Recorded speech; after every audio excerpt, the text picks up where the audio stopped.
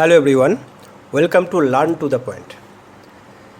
इस वीडियो से हम लोग इंडियन पॉलिटी के ऊपर एक सीरीज़ शुरू करने जा रहे हैं जिसमें 25 टॉपिक यानी चैप्टर है और आज उस 25 चैप्टर का पहला वीडियो शुरू होने जा रहा है जो historical background of Indian constitution के ऊपर है, जिसमें full notes with most repeated previous year questions आपको मिलेगा। तो चलिए शुरू करते हैं। तो सबसे पहले कोई भी चीज़ शुरू करने से पहले बहुत सारा काम करना पड़ता है। ये ओवरनाइट कोई भी चीज़ इवॉल्व होता नहीं है। सेम तरीके से इंडियन जो कॉन्स्टिट्यूशन है ये भी रातों रात नहीं बना है। ये धीरे धीरे शेप लेता गया और कैसे हुआ उसी को हम लोग जानेंगे बैकग्राउंड ऑफ इंडियन कॉन्स्टिट्यूशन में। तो सबसे पहले जो colonial laws and administrative experiments था ब्रिटिश रूल का, उससे जो भारतीय नेता थे उनको काफ़ी सारे एक्सपीरियंस मिला। इसके अलावा Indian responses through reform movements, acts and demands. British सरकार काफ़ी सारे एक्ट रूल्स लागू किए, उसके अगेंस्ट में भारतीय नेताओं ने मूवमेंट किया, अपना डिमांड रखा। इसके अलावा lessons learned from governance under British rule. British Raj के अंदर जो शासन व्यवस्था था उससे भी काफ़ी सारे लेसन्स मिला, काफ़ी सारे सीख मिला। ऐसे ही बहुत सारे एक्ट और इवेंट यहाँ हम लोग डिस्कस करेंगे जिसका बहुत ही ज़्यादा इफेक्ट भारतीय नेताओं के ऊपर पड़े थे, जो आने वाले दिन में उनको इस्तेमाल किए थे। तो सबसे पहले 1773 साल में जो रेगुलेटिंग एक्ट था, ये क्या था? First step by British to control East India Company. भारत में शासन का शुरुआत किसने किया? ईस्ट इंडिया कंपनी ने किया। ब्रिटिश सरकार तो नहीं था। ईस्ट इंडिया कंपनी बंगाल को कैप्चर किया और वहाँ से अपना राज शुरू किया। लेकिन 1773 में रेगुलेटिंग एक्ट के द्वारा ब्रिटिश सरकार ने पहली बार ईस्ट इंडिया कंपनी को कंट्रोल करने का काम शुरू किया। Next 1784 1784 Pitt's India act. Pitt's India act में क्या था? Dual control. East India company पहले शासन शुरू किया, नेक्स्ट ब्रिटिश सरकार जो है ईस्ट इंडिया कंपनी को कंट्रोल करना शुरू किया। लेकिन 1784 में डायरेक्ट कंपनी और ब्रिटिश क्राउन दोनों मिल के शासन का दायभार संभाला। नेक्स्ट चार्टर एक्ट्स जो 3 पार्ट है, 1813, 1833 एंड 1853। इस चार्टर एक्ट्स के तहत ग्रेजुअल सेंट्रलाइजेशन ऑफ पावर। शुरू में बंगाल प्रांत को इन्होंने विजय हासिल किया और वहाँ शासन शुरू किया। ऐसे धीरे धीरे अलग अलग प्रांत को अपना शासन में लेता गया। लेकिन चार्टर एक्ट्स के तहत इन्होंने पूरा जो पावर है, पूरा जो शासन व्यवस्था है, इसको सेंट्रलाइजेशन करने का शुरुआत किए थे। नेक्स्ट 1858, ये बहुत ही महत्वपूर्ण है, गवर्नमेंट ऑफ इंडिया एक्ट। क्यों महत्वपूर्ण है? क्योंकि 1857 में जब रिवोल्ट हुआ, जिसको भारतीयों ने अपना पहला स्वतंत्रता स्वाधीनता संग्राम के नाम से पुकारते हैं, उस टाइम पे ब्रिटिश क्राउन यानी ब्रिटिश सरकार ने ये महसूस किया कि ईस्ट इंडिया कंपनी के हाथों में भारत जैसे बड़े देश का शासन भार छोड़ना सही नहीं है। तो उन्होंने गवर्नमेंट ऑफ इंडिया एक्ट पास किया 1858 में, और भारत का शासन व्यवस्था का जो रूल है, पावर है, वो ट्रांसफ़र हुआ कहाँ से? East India Company to British Crown. Next Indian Council Acts, इसका भी 3 पार्ट है, 1861, 1892 एंड 1909। इस इंडियन काउंसिल एक्ट्स के द्वारा ब्रिटिश सरकार ने क्या किया? Introduce Indians in governments. जो ब्रिटिश राज का सरकार था उसमें धीरे धीरे इंडियंस उस टाइम पे जो भारतीयों को उस गवर्नेंस में शामिल करना शुरू किया, जो भी वो लिमिटेड था, लेकिन शुरुआत हो चुका था 1861 इंडियन काउंसिल एक्ट्स के तहत। नेक्स्ट 1919 में मॉन्टेगू चेम्सफोर्ड रिफॉर्म्स आया और उसमें डायरची सिस्टम प्रोविंस में शुरू किया। डायरची मीन्स द्वैत शासन। एक तो ब्रिटिश सरकार का शासन था और उस ब्रिटिश सरकार का शासन में अलग अलग प्रांत में स्वायत्त शासन दिया गया था, जिसको द्वैत शासन या डायरची बोल के हम लोग जानते हैं। नेक्स्ट 1935 सबसे बड़ा जो एक्ट है गवर्नमेंट ऑफ इंडिया एक्ट पास किया, और उस गवर्नमेंट ऑफ इंडिया एक्ट में क्या था, federal system, all India services और डायरची एट सेंटर। देखिए 1919 में मॉन्टेगू चेम्स फॉर रिफॉर्म्स क्या किया, डायरची इन प्रोविंसेस यानी प्रांत में द्वैत शासन शुरू किया था, लेकिन 1935 में जो प्रांत का द्वैत शासन है वो ख़त्म करके डायरची एट सेंटर किया, यानी सेंटर में भी द्वैत शासन, मतलब धीरे धीरे इंडियंस को अपने शासन व्यवस्था में शामिल करना शुरू किया और द्वैत शासन में शामिल किया। लेकिन स्वाधीनता जो संग्राम इतना तेज हुआ तो ब्रिटिश सरकार समझ चुका था कि इतना बड़े देश को और शासन व्यवस्था चलाना मुमकिन नहीं है, तो उन्होंने 1946 में एक कैबिनेट मिशन भेजा है इंडिया में, जिसके तहत इंडियन जो नेता थे उस टाइम पे उनको सजेस्ट किया कि आप लोग कॉन्स्टिट्यूएंट असेंबली बनाओ। कॉन्स्टिट्यूएंट असेंबली क्यों? इसी कॉन्स्टिट्यूएंट असेंबली से इंडियन कॉन्स्टिट्यूशन बनाने का कार्यक्रम शुरू हुआ था। और लास्ट में 1947 जो इंडियन इंडिपेंडेंस एक्ट, ये ब्रिटिश कैबिनेट से, ब्रिटिश सरकार का जो संसद है वहाँ से पास हुआ था, और उसमें 2 आदेश आया, एक पार्टीशन, दूसरा sovereignty to Indian Constituent Assembly. ये जो पार्टीशन था, इंडियन मुस्लिम लीग इन्होंने पार्टीशन मांगा था और मुस्लिमों के लिए अलग से देश यानी पाकिस्तान मांगा था, लेकिन पहले ब्रिटिश सरकार ने इस पार्टीशन को नहीं माना था। लेकिन जब ब्रिटिश सरकार ने नहीं माना तो इंडियन मुस्लिम लीग ने डायरेक्ट एक्शन डे शुरू किया था, और बंगाल में और काफ़ी सारे जगह में बहुत सारे दंगा हुआ, कम्युनल राइट्स हुआ, जिसके वजह से ब्रिटिश सरकार ने आखिर मान लिया कि ठीक है पार्टीशन होगा, और जो अखंड भारत है इसको भारत और पाकिस्तान 2 हिस्से में बांटा जाएगा। इसके अलावा भारत को इंडियन कॉन्स्टिट्यूएंट असेंबली बना के उसको स्वाधीनता दिया जाएगा। गवर्नमेंट ऑफ इंडिया एक्ट, इसको बैकबोन ऑफ कॉन्स्टिट्यूशन कहा जाता है। अभी क्यों कहा जाता है? क्योंकि इसी गवर्नमेंट ऑफ इंडियन एक्ट 35 से federal system, division of powers, all India services और डायरची एट सेंटर, इसका प्रस्तावना आया, और इसमें से काफ़ी सारी चीज़ इम्प्लीमेंट भी हुआ। इसके अलावा provisions borrowed in Indian constitution, क्या बाहर के देश से बोरो किया गया था इंडियन कॉन्स्टिट्यूशन के लिए, और वो प्रोविज़न था, कौन सी प्रोविज़न था? Governors office, federal structure, emergency provision. जैसे फेडरल स्ट्रक्चर कहाँ से लिया गया था? इसका आइडिया लिया गया था कनाडा से। इमरजेंसी प्रोविजंस का आइडिया कहाँ से लिया गया था? जर्मनी से। पब्लिक सर्विस कमीशन, ये सारे अलग अलग कंट्री से बोरो किया गया था। Indians response to British law, जब भी जैसे भी ब्रिटिश सरकार ने नया नया आइन कानून पास किया और भारत के ऊपर उसको लागू किया, तो भारत का जो नेता थे तो उन्होंने अपना डिमांड रखा, अपना मूवमेंट किया, आंदोलन किया, तो उससे कुछ ना कुछ आउटकम आता रहा और हम लोग धीरे धीरे स्वाधीनता की तरफ अग्रसर होते गए। सबसे पहले स्वराज पार्टी 1923 में मोतीलाल नेहरू ने स्थापन किया था। तो उसके तहत क्या डिमांड किया गया था? लेजिस्लेटिव रिफॉर्म्स, यानी तुम्हारा जो शासन व्यवस्था है इसमें ज़्यादा से ज़्यादा भारतीयों को शामिल करना। Next, Simon commission protest. 1928 में साइमन कमीशन भेजा गया था, लेकिन भारतीय नेताओं ने उसका प्रोटेस्ट किया, विरोध किया। क्यों किया? क्योंकि इस साइमन कमीशन में कोई भी भारतीय सदस्य, भारतीय मेंबर नहीं थे, और उसके रिजल्ट क्या हुआ? नेहरू रिपोर्ट। मोतीलाल नेहरू ने एक रिपोर्ट बनाया जिसको नेहरू रिपोर्ट से जाना जाता है, और उसमें पूर्ण स्वाधीनता, सबसे पहले पूर्ण स्वाधीनता का डिमांड किया गया।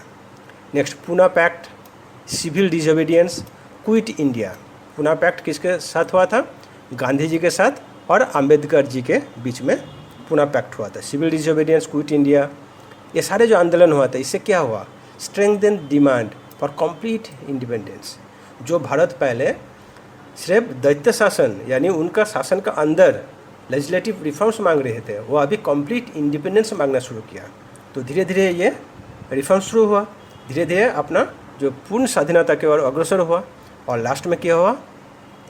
जो कॉन्स्टिट्यूएंट असेंबली बना 1946 कैबिनेट मिशन प्लान के तहत, और इंडियन कॉन्स्टिट्यूशन बनाने का काम शुरू हुआ। तो यह था हिस्टोरिकल बैकग्राउंड इंडियन कॉन्स्टिट्यूशन बनाने का। और इसी के ऊपर हर एक एग्ज़ाम में एक ना एक सवाल पूछता ही रहता है। तो ऐसे 25 most repeated previous year questions लेके हम लोग यहाँ पर आलोचना करेंगे। तो सबसे पहले जो एसएससी सीजीएल 2019 में पूछा गया था, which act transferred power from the East India Company to the British crown?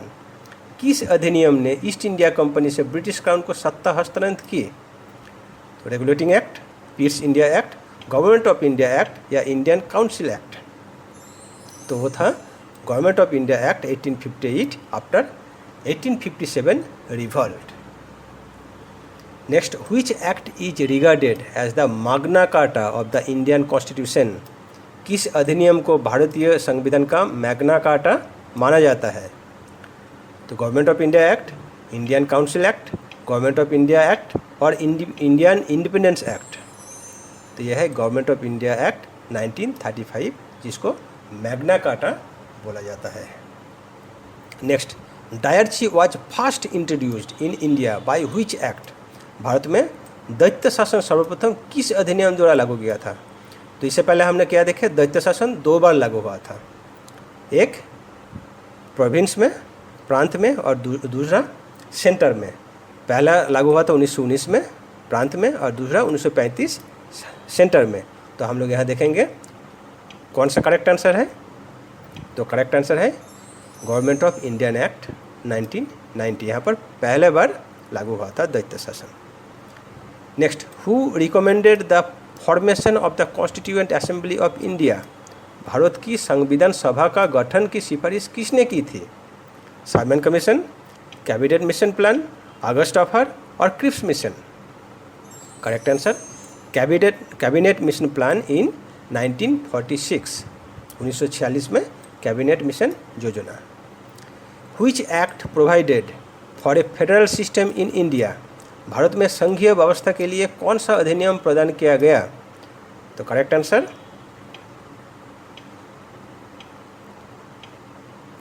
It is government of India act 1935। ये एसएससी सीजीएल 2021 में पूछा गया था। Next, the first step towards constitutional development in India was? Bharat में संवैधानिक विकास की दिशा में पहला कदम क्या था?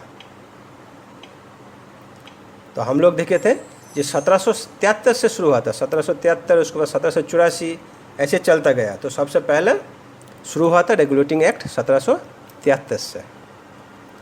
Next, why was the Simon commission boycotted by Indians? भारतीयों ने साइमन कमीशन का बहिष्कार क्यों किया था? पहले इसके बारे में डिस्कस कर चुके थे कि साइमन कमीशन में जितना भी मेंबर थे वो सब ब्रिटिश थे, कोई भी भारतीय मेंबर नहीं थे। नो इंडियन मेंबर्स इंक्लूडेड, कोई भी भारतीय सदस्य इसमें शामिल नहीं था, इसके लिए इसको बॉयकॉट किया गया था। नेक्स्ट, एसएससी सीजीएल 2020 में पूछा गया था, in which year was the Indian independence act passed? भारतीय स्वतंत्रता अधिनियम किस वर्ष पारित हुआ? क्या 1942, 1950, 1947 या 1935? तो इंडियन इंडिपेंडेंस एक्ट 1947 में पारित हुआ ब्रिटिश सरकार द्वारा। Which act introduced diarchy at the centre though never implemented? किस अधिनियम ने केंद्र में दैत्य शासन की शुरुआत किया? तो पहले ही बोले थे, सबसे पहले प्रोविंस में किए थे 1919 में, और सेंटर में किए थे 1935 में। तो correct answer government of India act 1935। RRB NTPC 2020 में पूछा गया था, who presided over the cabinet mission? Cabinet mission की अध्यक्षता किसने की? Stafford Cripps, Lord Patrick Lawrence, Lord Mountbatten और Lord Linlithgow? Correct answer Lord Patrick Lawrence ने कैबिनेट मिशन का अध्यक्षता की। Next, which act formally abolished the East India Company rule in India? किस अधिनियम के तहत भारत में ईस्ट इंडिया कंपनी के शासन को औपचारिक रूप से समाप्त कर दिया? तो वो था Government of India act 1958, Bharat सरकार अधिनियम 1858, जिसमें ईस्ट इंडिया कंपनी से पावर ट्रांसफ़र हुआ ब्रिटिश क्राउन को। The governors office in the Indian constitution is borrowed from which act? भारतीय संविधान में राज्यपाल का पद किस अधिनियम से लिया गया? तो यह था Government of Indian act 1935। Federal structure of the Indian Constitution has been borrowed from? भारतीय संविधान का संघीय ढांचा कहाँ से उधार लिया गया? तो USA constitution, Canadian government India Act या ऑस्ट्रेलियन कॉन्स्टिट्यूशन? तो ये था कैनेडियन कॉन्स्टिट्यूशन। अच्छा, इसमें एक चीज़ आपको बताना चाहता हूँ, जो फेडरल स्ट्रक्चर है ये दो टाइप का है। एक आइडिया अगर बोले तो आइडिया लिया गया था कैनेडियन कॉन्स्टिट्यूशन से, और जो इसका ढांचा है वो लिया गया था गवर्नमेंट ऑफ इंडियन एक्ट 1935 से। तो इसमें क्या पूछा गया? Federal structure of Indian Constitution has been borrowed from. Federal structure अगर है तो ये आंसर होगा गवर्नमेंट ऑफ इंडियन एक्ट 1935, भारतीय सरकार अधिनियम 1935। अगर बोले कि आइडिया ऑफ फेडरल, देन इसका आंसर होगा कैनेडियन कॉन्स्टिट्यूशन। क्लियर?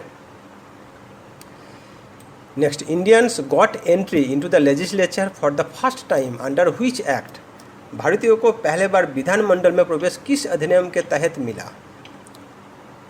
तो वो था 1861 चार्टर्ड, जो ये इंडियन काउंसिल एक्ट 1861 में लिमिटेड में, लेकिन उसमें फर्स्ट टाइम लेजिस्लेचर में शामिल होने का मौका मिला।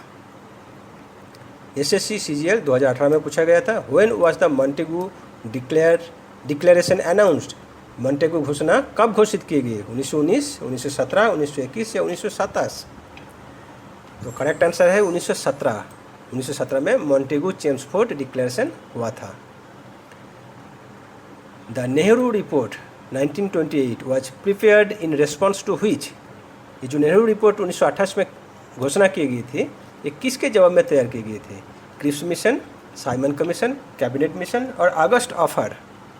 तो यह था साइमन कमीशन के एगेंस्ट में, क्योंकि साइमन कमीशन में कोई भी भारतीय सदस्य नहीं था। तो नेहरू रिपोर्ट में बोला गया कि हमें पूर्णतः स्वाधीनता चाहिए, कंप्लीट इंडिपेंडेंस। एसएससी सीजीएल 2022 में पूछा गया, which act led to the setting up of the federal court in India? किस अधिनियम के तहत भारत में संघीय न्यायालय का स्थापना हुआ? तो ऑब्वियसली ये government of India act 1935। Indian councils act 1909 is also known as? जो भारतीय परिषद अधिनियम 1919, इसको दूसरा कौन से नाम से जाना जाता है? तो यह था मॉडले मिंटो रिफोर्स। उस टाइम में जो वाइसरॉय थे वो मिंटो साहब था, लॉर्ड मिंटो थे, और उसको मॉडले मिंटो रिफॉर्म्स के तहत जाना जाता है। What is diarchy in the context of the government of Indian act? Bharat सरकार का अधिनियम 1919 के तहत दैत्य शासन क्या है? Rule by British crown, dual government, centralised administration और मिलिट्री गवर्नेंस? तो यह है डुअल गवर्नमेंट सिस्टम, दैत्य शासन प्रणाली, मतलब एक सेंट्रल गवर्नमेंट और एक local government. The government of Indian act 1935 created which services? भारत सरकार अधिनियम 1935 ने किन सेवाओं को सृजन किया? Provincial civil service, Indian police service, all India service या इंडियन फॉरेन सर्विस? ये ऑल इंडिया सर्विसेज। देखिए, provincial civil service, Indian police service और इंडियन फॉरेन सर्विस, ये सारे ऑल इंडिया सर्विस का अंतर्गत है। तो correct answer all India service यानी अखिल भारतीय सेवाएं। एसएससी सीजीएल में 2020 को पूछा गया था, the charter act of 1833 designated the governor general of Bengal as? 1833 के जो चार्टर अधिनियम ने बंगाल के गवर्नर जनरल को क्या नामित किया? तो वो नामित किया था गवर्नर जनरल ऑफ इंडिया के नाम से। क्यों? जैसे आपको पता है, सबसे पहले ईस्ट इंडिया कंपनी कहाँ शासन किया? बंगाल में किया। तो उस टाइम पे जो गवर्नर जनरल हुआ करता था वो बंगाल का हुआ करता था, लेकिन धीरे धीरे उन्होंने पूरा भारतवर्ष में कब्जा किया और शासन शुरू किया। तो 1833 में उन्होंने गवर्नर जनरल ऑफ बंगाल के जगह में गवर्नर जनरल ऑफ इंडिया शुरू किया। और सबसे पहले गवर्नर जनरल ऑफ इंडिया कौन थे? Lord Hastings. सबसे last governor general of Bengal कौन थे? Lord Hastings. Which act first empowered Indians to discuss budget in legislative council? किस अधिनियम ने पहले बार भारतीयों को विधान परिषदों में बजट पर चर्चा करने का अधिकार दिया? तो जो इंडियन काउंसिल एक्ट 1861 पहला था, 1892 दूसरा था, 1909 तीसरा था। तो 1861 में तो पहले हिस्सा लिए, 1892 में जो बजट प्रणाली था उसमें चर्चा करने का अधिकार मिला। Who passed the Indian independence act 1947? भारतीय स्वतंत्रता अधिनियम 1947 किसने पारित किया? तो ऑब्वियसली ये ब्रिटिश पार्लियामेंट ने किया। When was the constituent assembly of India formed? Bharat के संविधान सभा का गठन कब हुआ? 1947, 1946, 1945 या 1949? तो ये 1946 में हुआ था। Last question, diarchy in the context of Indian administration means?